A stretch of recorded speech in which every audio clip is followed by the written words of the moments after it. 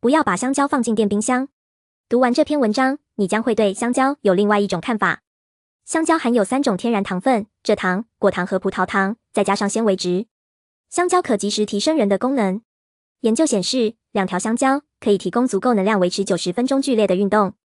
难怪很多世界知名的运动员都以香蕉为首选生果。但是，香蕉不单只提供能量，香蕉还可以帮我们克服或治疗好多病症和身体状况，使我们必须把香蕉加进每天的餐单。抑郁症，最近一项调查发现，患抑郁症的人在吃过香蕉后，感觉好多。因为香蕉含氨基酸会转化成血清促进素，令人松弛，提升情绪。贫血，香蕉铁质含量高，能刺激血液内的血色素。血压高，香蕉含极高量的钾，但盐分低，最理想是降血压。最近，美国食品药物管理局宣布，允许香蕉叶宣传香蕉能降低血压高和中风机会。脑力，在英国 Twickenham 就有200名学生，为了要提升脑力，帮助考试，在学期开始与早餐、小休和午饭都吃适量香蕉。研究显示，含丰富钾质的香蕉能提高学生的专注力，对他们读书有所帮助。便秘，香蕉的纤维质很高，可帮助恢复肠胃正常活动，消除便秘，无需服用清泻剂。宿醉，香蕉奶色加蜜糖可以及时解酒。香蕉松弛胃部，蜜糖提升血糖水平，乃舒缓精神和制作碳水化合物。心绞痛，香蕉对身体有一种天然的致酸性，有镇痛作用。早上无精打采，早餐后午饭前吃少量香蕉可保持血糖水平。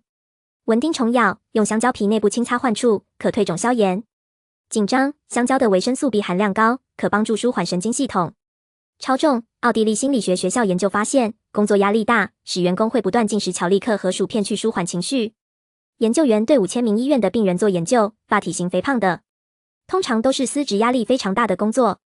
研究总结认为，要避免引起对舒缓情绪食物的欲念，就应该约每2小时吃一点高碳水化合物的食物，以降低身体内的血糖水平。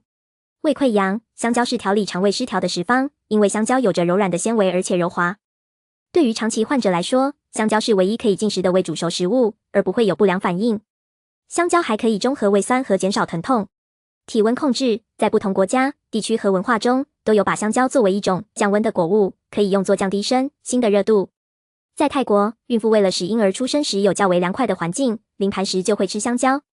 戒烟，香蕉可以帮助戒烟。香蕉含维生素 B6 和 B12，也含钾和镁，可以复原。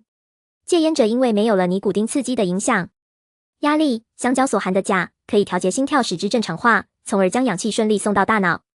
中风，据著名医学杂志《The New England Journal of Medicine》的研究指出，长期吃香蕉，中风死亡的机会率大大降低40%。香蕉的确可以治疗许多疾病。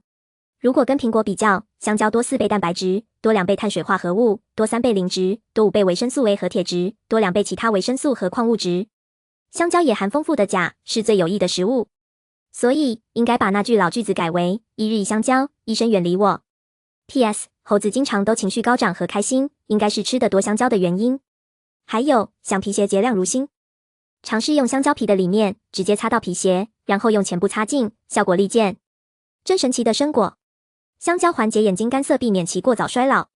在电脑前工作的人常常会觉得眼睛干涩或红肿、疼痛，如果每天吃1根香蕉，就能起到一定的缓解作用。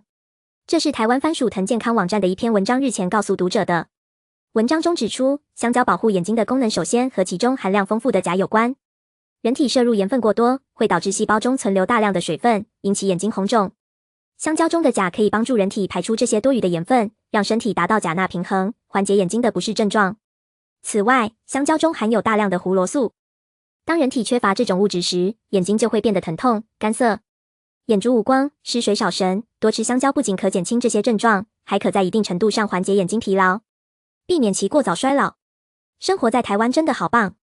但是，写了这么多的好处，到底与不要把香蕉放进冰箱有什么关系呀？